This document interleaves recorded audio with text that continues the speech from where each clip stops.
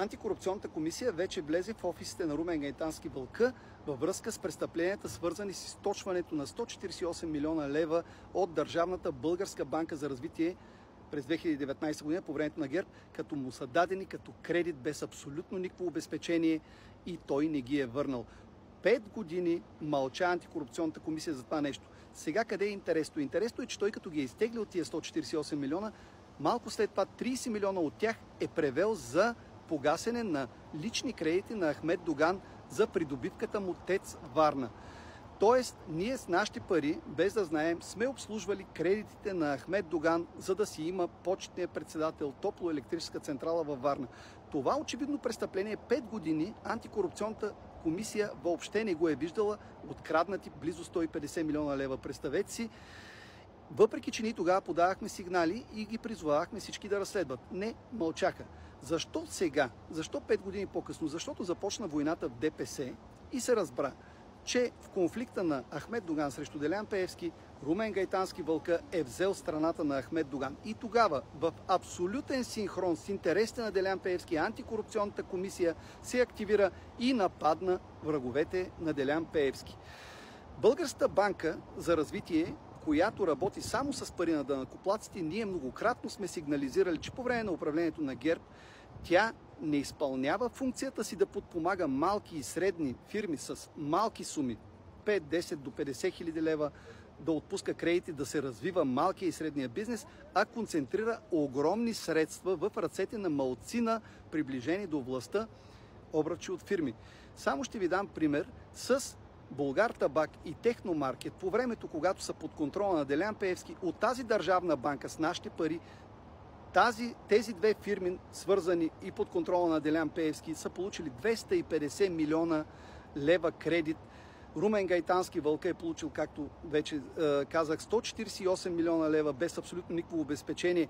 И знаете ли, че са ги получавали на между 3 и 4 пъти по-ниски лихви и по-изгодни условия, отколкото същата банка по същото време е давала на други фирми. Ето така са разходвани по времето на управлението на ГЕРБ парите нашите на данъкоплатците. Но тук трябва да се направи и много важно уточнение. В момента, в който е започнало разследването, само 3 дни по-късно Ахмед Доган е внесъл в търговския регистър документи, с които се опитва да прехвърли ТЕЦ Варна на друг човек, така че като стигне разследването до тези 30 милиона, с които те са буквално откраднати пари от данъкоплатците, с които са плащани кредитите за ТЕЦ Варна, той да излезе, че няма нищо общо с ТЕЦ Варна. Ето това се случва в момента. Не знам дали ще го чуете от медиите, достатъчно ясно, затова ви го казвам. И ето давам ви нагледен пример защо Борисов провали ротацията в 49-я парламент. Защото тогава ние от Демократична България и Продължаваме промяната като незаобиколимо условие поставихме изискването, че ще подкрепим ротацията само ако се направят реформи в контролните органи, в прокуратурата, в службите за сигурност, за да не могат тези контролни органи на държавата, както Антикорупционната комисия, да се използват като бухалки в ръцете на този или онзи да атакува враговете си, когато му е удобно, а през другото време те да мълчат и да прикриват престъпления с държавни средства, да спре това ограбване.